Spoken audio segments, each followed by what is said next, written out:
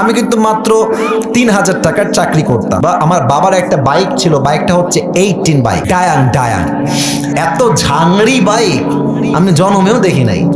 Start দিয়ে এখান থেকে যাই 1 কিলো গিয়ে আবার বন্ধ হয়ে যায়, ওখানে গিয়ে আবার এমনে ঝুকাই, তেল আছে তাও চলে না।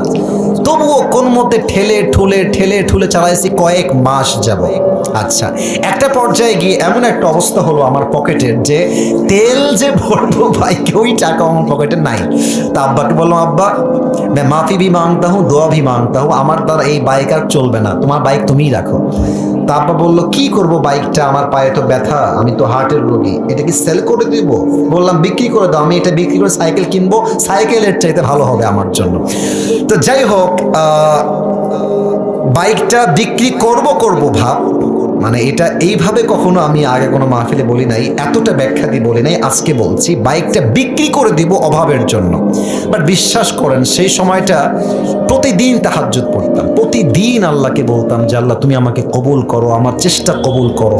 আর আমি দুইজনের ওয়াজ খুব বেশি শুনতাম, এক আজহারের ওয়াজ শুনতাম খুব বেশি, আর একজন আমি আল্লামা দেলোয়ার হোসেন সাঈদীর ওয়াজ খুব বেশি শুনতাম সেই সময়ের কথা। It has been 3 years or maybe 4 years back, 3 বা 4 বছর আগের কথা। তো হঠাৎ করে আমি একদিন জুমার খুতবা দিলাম, আমি আবার বলছি এই কথা কিন্তু আমি কখনো কোথাও আপনার শোনেন নাই, আমি আজকেই বলছি। তো জুমার খুতবা দিলাম, আমি প্রায় 1 বছর যাবত জুমার খুতবা দেই, ভিডিও আপলোড হয়, কিন্তু কখনো কোনো রেসপন্স আসে না, আই মিন কেউ দেখে না ভিডিও। এই 10টা-20টা লাইক পড়ে, 2-1জন কমেন্ট করে মাশাআল্লাহ, আমি তাতেই খুশি, আলহামদুলিল্লাহ, 2-1জন দেখলে আমার জন্য এনাফ, বা আমার খুশি কারণ হয়ে যাবে। তো আমার মনে আছে হঠাৎ করে একটা ভিডিও আপলোড হলো আমাকে নিয়ে, মাশাআল্লাহ ভিডিওর টপিক খুব ভালো ছিল, লাখ লাখ রিচ হয়ে গেল, একদিনেই মনে করেন যে 10-20 লাখ মানুষ দেখে ফেললো সেই ওয়াজটা। পরে মিডিয়ার থেকে আমাকে কল দেওয়া হলো যে আপনি জুমা পড়ান কোথায়, আমরা আপনার ভিডিও রেকর্ড করব। তো অনেক বড় একটা মিডিয়া আমাকে বললো যে আপনার ভিডিও একটা আপলোড দিব, আপনি ইনশাআল্লাহ অনেক দূর যাবেন, আপনার জন্য অনেক বেশি কাজ আসবে, আপনি কাজ করতে পারবেন আপনার দাওয়াতি ফিল্ডে। তো একটা মাহফিল করলাম, মাহফিলটা ছিল পাবনায়। মাহফিল ছিল কোথায়? পাবনায়। তো পাবনায় গেলাম, আমি হলাম 3 নাম্বার বক্তা, দ্বিতীয় বক্তা না, 3 নাম্বার। তো আমাকে যখন ওয়াজে দেওয়া হলো, দ্বিতীয় বক্তা খুবই রাগ, আমার টাইমটা তাকে কেন দেওয়া হচ্ছে, ওকে তো দিয়ে কাজ হবে না, ওকে নামা, একে দিয়ে কাজ হবে না, এটা 3 বছর আগের কথা, বেশি না, 3 বা 4 বছর আগের কথা। তো আমি ওয়াজ শুরু করলাম, কি বলবো, নিজের কথা বলছি না, বা এটা আল্লাহর রহমত বলছি বলতে পারেন। আমি আধা ঘন্টা ওয়াজ করেছি, প্রত্যেকটা যুবক, আমি নেমে গেছি ওরা উঠে গেছে, মানে এই হুজুরকে আমরা ছাড়বো না, নেমে গেলাম। সেটা আপলোড হলো ইউটিউবে। হঠাৎ করে একদিন আমার বাসা ছিল রাজশাহীতে, রাজশাহীর আমাদের মেইন শহরে বাসা, আমার আব্বা জুমার খতিব এবং আমার আব্বা একটা মাদ্রাসার প্রিন্সিপাল। তো আমি বাইপাস দিয়ে যাচ্ছি বাইক নিয়ে, ভাই আমার কাছে কিছুই নাই, বিশ্বাস করেন না, আছে টাকা, আর আমার 2টা সাদা পাঞ্জাবি ছিল, আর আমি যেই জুমার খুতবা দিতাম, জুব্বা যে পরবো, জুব্বাও ছিল না ভালো। আমার বন্ধু থেকে জুব্বা ধার নিয়ে আসতাম, যে বন্ধু দে, জুব্বাটা পরে মাহফিল করব বা একটু দোয়া করব, এই ওয়াজ হবে, আবার তোকে জুব্বা দিয়ে যাব। তো আমি এই অবস্থায় মাহফিলের জন্য বা রাস্তা দিয়ে হাঁটতেছি, তো হঠাৎ করে আমার কাছে একটা কল আসলো, বললো আপনি কি আবরারুল হক আসিফ বলছেন? এটা অনেক আগের কথা, আমার ক্যারিয়ার কিন্তু শুরু হয় না। বললাম জি ভাইয়া, আমি আবরারুল হক আসিফ বলছি, আপনি কে? তো বললো যে আমি অমুক জেলার থেকে বলছি, আপনার একটা মাহফিলের ডেট লাগবে। শুনে কলিজায় এত শান্তি লাগলো যে আলহামদুলিল্লাহ, আল্লাহ হয়তো আমার রাস্তা খুলতেছে, এই তো রাস্তা আমার খুলে যাচ্ছে। তা আমি একটু ভাব নিলাম, আমার কিন্তু ডেট মেট কিছুই নাই। বললাম ও আচ্ছা, ডেট নিবেন কবে, আমাকে তো দেখতে হবে ভাই। তো বলছে যে ভাই ডেটটা আমরা 2 মাস পরে নিব, যদি আপনি ডেট দেন তাহলে আমরা। ও তো ভাবছে মাশাআল্লাহ, মিলিয়ন মিলিয়ন ভিউ, এ তো অনেক বড় বক্তা হবে রে ভাই। তো আমি একটু ভাবতাম, নিয়ে বললাম ঠিক আছে, আমি ডায়েরি দেখে আপনাকে বলছি। আমার ডায়েরিতে কোনো ডেটই নাই।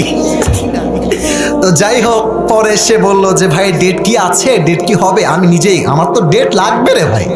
আমি কল দিয়ে বললাম ভাই হ্যাঁ অমুক তারিখের ডেট হতে পারে, আপনি কি ডেটটা নেবেন?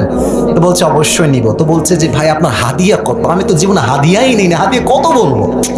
এখন বলছি যে ভাইয়া হাদিয়া আসলে বলা যাবে না, আপনি বলেন যে আপনি আমাকে কত দিবেন। তো আমার বেতন কিন্তু ভাই মাত্র 3,000 টাকা, এবং 3,000 টাকা এত কম আমার জন্য, বাইকের তেল ভরতে আমার 3,000 টাকা শেষ হয়ে যায়, খাবো কি আর পরবো কি। তো আমার ভাই বলছে যে আপনি একটু বললে আমার জন্য খুব ভালো হয়। তো আমি বললাম যে আপনাদের গত বছরে কে আসছিল? বলছে আমাকে একজন বক্তা আসলো। কয় টাকা দিয়েছেন? বলছে 20,000 টাকা দিয়েছি। মনে বলছি 20,000 টাকা, আর ওকে বলছি ভাই এটা কোনো টাকা হইল? আচ্ছা যাই হোক, অনেক কথাবার্তা বলে সে বললো ঠিক আছে আপনাকে আমরা 25,000 টাকা দিব, গাড়ি ভাড়া সব কিছু মিলিয়ে, খাওয়া দাওয়া মিলিয়ে, থাকা সহ 25,000 টাকা আমি আপনাকে দিব। তো বললাম দিব বললেই তো হবে না ভাইজান, আপনাকে তাকে অ্যাডভান্স করতে হবে, না আমি প্রোগ্রামটা কনফার্ম মনে করব কেমন করে। তো বলছে ঠিক আছে ভাই, আপনি আপনার নাম্বারটা আমাকে দেন, আমি আপনাকে 5,000 টাকা অ্যাডভান্স করছি। আমি বললাম ইয়ার ইয়ে তো মেরি রাস্তা খুল গিয়া মাশাআল্লাহ। তো বলছে ঠিক আছে আমি আপনাকে দিচ্ছি, নাম্বারটা আমাকে পাঠান। তো নাম্বার দিলাম, 3 দিন কোনো খবর নাই। মনটা আবার খারাপ, জানলাম ডেটটা কি তাহলে পাবোই না।